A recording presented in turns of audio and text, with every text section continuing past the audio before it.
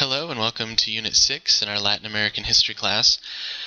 This is quite a heavy unit in terms of the type of material that we'll need to be covering, especially as we cover the period of military dictatorship as a reaction to the revolutions and nationalism of the mid-20th century, especially connected to the notion from U.S. policymakers that Latin American nationalism and revolutions, even the, or maybe I should say especially the Marxist ones, were directly tied to their Cold War interests, meaning that Marxists in Latin America looked to the Soviet Union for support. They wanted to model their economy, their nations on the Soviet Union, and become part of that bipolar struggle between the United States and the Soviet Union that was the Cold War. As we read Chasteen and Wood, please pay attention to the arguments against that notion. So what we need to think about is, why did U.S. policymakers either cast the situation in that way or actually see the situation in that way when such was not the case? Why did they not see the nationalist impulses connected to the kinds of, maybe we should call them homegrown Marxism, that appeared throughout Latin America? Let me apologize for my allergies here. During the 1960s, 1970s, and then by the 1980s, that had kind of been forced out. So also let's think about the ways in which military dictatorships were able to rise to power throughout Latin America, and what role did the United States play in the rise of those dictatorships. You'll notice the image at the beginning of Chapter 9 in Chasteen is very similar to the one on the homepage for our course here in Blackboard. It's the mothers, the Plaza del Mayo in Buenos Aires, who protested the return of mostly their granddaughters, I should say grandchildren, not just granddaughters, but grandsons and granddaughters, who had been taken by the military dictatorship when parents were tortured and executed, or tortured and exiled, or whatever the case may have been. Babies were taken and given to other families.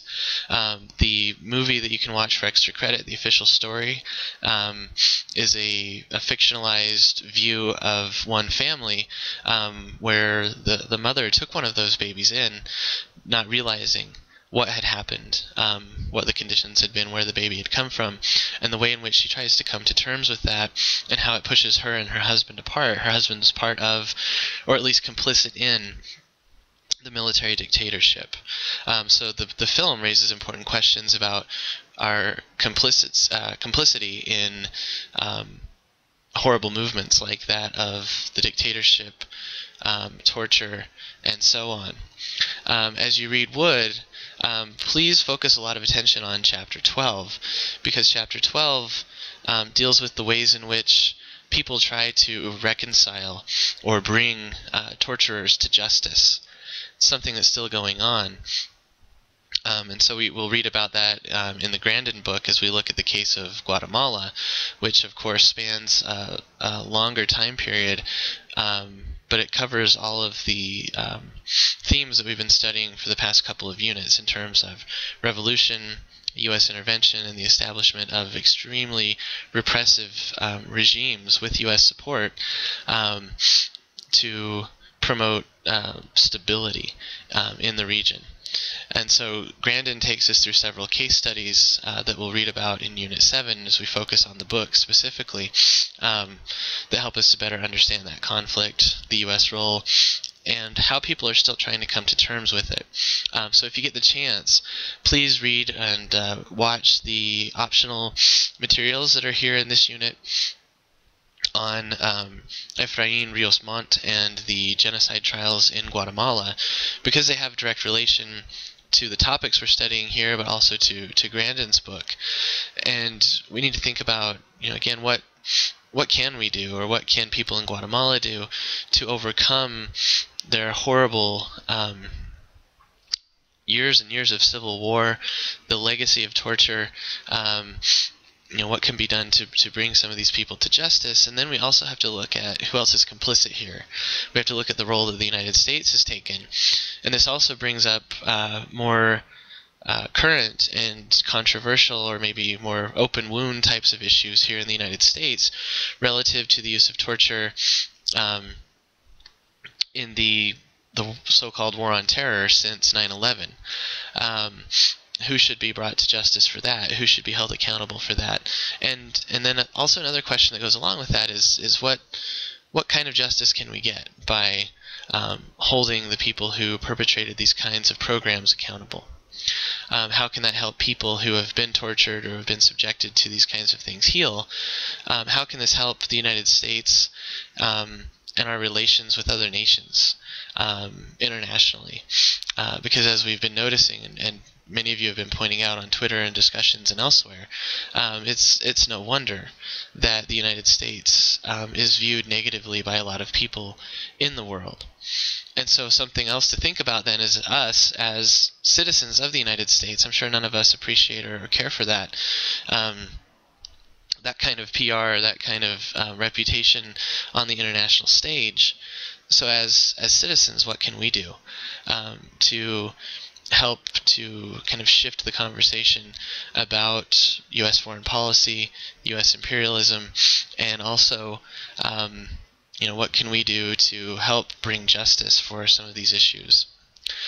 On a happier note, or a lighter note, I think, is the article on the Zapatistas in Chiapas. So of course they came together in order to contest NAFTA and the negative impacts that it promised to have and actually has had on workers, labor, industry in Mexico. Specifically from their viewpoint. And so they've led the resistance against the government that we can read about, but they've also put together what the article refers to as sort of a radical democracy, meaning that people on the ground at the local level are stepping up and taking a role in governing their communities. They're rotating out of office fairly quickly in order to keep down corruption. Of course, that kind of system has its imperfections and problems as well. Women's role in the Zapatista movement is something that they've had to fight hard for, and that they've been able to gain some inroads in recently.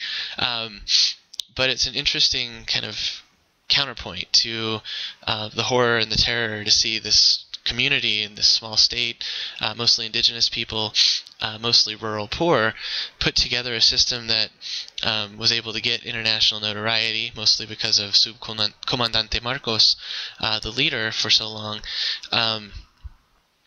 to maintain their own local governance, their own communities. So I'll be interested to hear what you think about all of these things. I hope that that this unit, that Unit 6, is very informational and eye-opening, and helps us to contemplate a lot of important issues as a class. If you have any questions, as always, please let me know.